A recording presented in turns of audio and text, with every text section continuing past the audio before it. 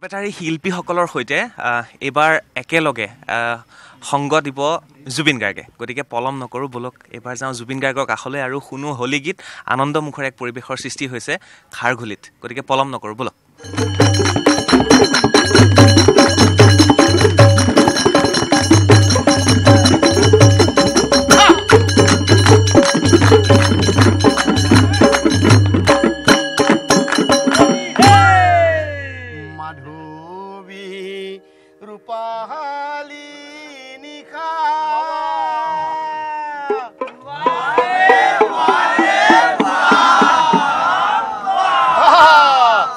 মাধৱী ৰূপালী নিশা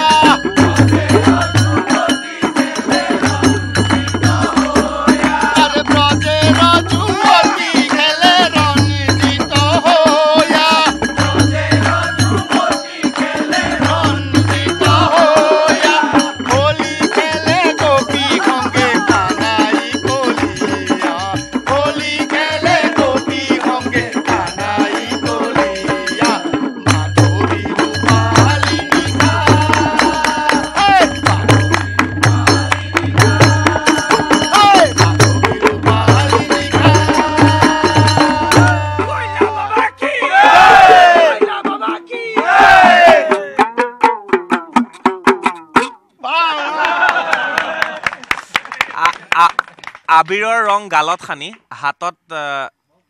কি আছিলে আনন্দ লহৰী লৈ আনন্দ লহৰী মন আনন্দিত এই বাউলবিলাকে কয় যে এনি টাইম আনন্দত থাকা বুলি কয় আৰু বাউলৰ কথাটো বেলেগ তাহাঁতি ভগৱান চগৱানলৈ ইমান কনচাৰ্ণ নহয় খালি মানুহ কেনেকৈ আনন্দত থাকিব লাগে মই ৰিচেণ্টলি বাউলৰ লগত সোমাইছোঁ অলপ আৰু মোৰ নাম দিছে খেপা বাউল খেপা মানে পাগল এজন খুব ডাঙৰ সাধন বাউল বুলি এজন বেংগলৰ তেওঁ এইটো গিফ্ট দিছে আনন্দ এইটো বিচাৰি আছিলোঁ আৰু তেওঁকো ধন্যবাদ জনাইছোঁ যে এইটো দিছে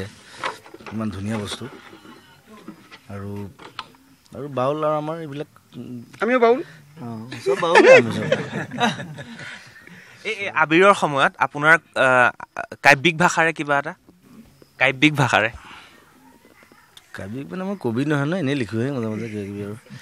সেইবুলি লিখি থাকোঁ কিন্তু হোলীটো এটা বৰ সুন্দৰ উৎসৱ যদি মই নেখেলোঁ মই চকুৰ কাৰণে নেখেলোঁ মোৰ চকু অপাৰেশ্যন কৰা আছে কাৰণে আগতে বহুত খেলিছিলোঁ সৰুতে কিন্তু দেখি ভাল লাগে ৰঙৰ উৎসৱ আৰু খালি আজিকালি খুব কিছুমান বেয়া ফাকু ইউজ কৰে সেইটো হ'ব নালাগে কেমিকেলছ আমাৰ যিটো অৰিজিনেল ফাকু সেইবিলাক ইউজ কৰিব লাগে লোকেল প্ৰডাক্টছ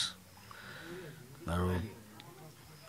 হোলীৰ শুভকামনা জনাইছোঁ সকলোকে ধন্যবাদ কণ্টিদাৰ বিষয়ে কিবা ক'ব নেকি কণ্টিয়ে মোক হোলীৰ এই গোটেই চাৰ্কুলটো টানিলে মানে হোলী উৎসৱ বৰপেটাৰ বহুত বছৰ আগতে এবাৰ গান গাইছিলে প্ৰথম হোলী চং হোলী গীত তাৰপিছত এইবাৰ প্ৰত্যেক বছৰ কৰি আছোঁ আমি আৰু হোলী গীতটো এটা আমাৰ এটা বেলেগ ধৰণৰ অংশ এটা সাংস্কৃতিক হেৰিটো অসমৰ যিটো বহুত মানুহে নাজানে অকল এই অঞ্চলৰ মানুহে জানে বা আপাৰ চাহৰখনে বহুত মানুহে নাজানে সেইটো নাজানে আৰু সেইকাৰণে সেই চালে এতিয়া গম পাব যে এনেকুৱা ধৰণৰ বস্তু হয় তাত আৰু এইটো প্ৰসাৰ হ'ব লাগে প্ৰসাৰ আৰু প্ৰচাৰ দুটা বস্তু কওঁ সদায় সেইটো হ'ব লাগে আৰু আমি এনেধৰণে লৈ যাম আমাৰ বস্তুবিলাক একগোট কৰি ধন্যবাদ আপোনালোকক বহুত বহুত শুভেচ্ছা জ্ঞাপন কৰিলোঁ হোলীৰ শেষত কি কয় হোলীত একেবাৰে শেষ যেতিয়া হয় এনেকৈ শেষ কৰাৰ পিছত এটা জয়ধ্বনি হয়তো হয় কয়লা তো সাধাৰণতে মানে কি আমাৰ শ্ৰীকৃষ্ণ তেওঁ শ্যাম বৰণীয়া ক'লা গতিকে আমাৰ তাত মানে সেইটো মানে স্থানীয় ভাষাত আমি কয়লা বাবা বুলি কওঁ ভগৱান শ্ৰীকৃষ্ণ গতিকে আৰু গোটেই শেষত যেতিয়া ঘুনুচাৰ গৃহৰ পৰা আহি শ্ৰীকৃষ্ণই ঘুনুচাৰ গৃহৰ পৰা আহি যেতিয়া নিজৰ লক্ষী গৃহত প্ৰৱেশ কৰিব আৰু সেই সময়ত যেতিয়া গোসাঁই 7 পাক নামঘৰ প্ৰদক্ষিণ কৰি নামঘৰৰ ভিতৰত সোমাব তেতিয়া আমি আৰু ভগৱানৰ শ্ৰীচৰণত শৰণ লৈ পেলাই তেখেতৰ পৰা ভক্তি বিচাৰি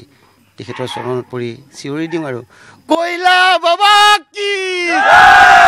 কয়লা বাবা কি কয়লা বাবা কি হোলীৰ আনন্দ আৰু এনেধৰণে আমি বহু সময় পাৰ কৰিলোঁ জুবিন গাৰ্গৰ বাসগৃহত বৰপেটাৰ এইসকল শিল্পীৰ সৈতে হোলী উৎসৱ আৰু ইয়াৰ লগে লগে মই চক্ৰপাণী পৰাশৰে বিদায় ল'লোঁ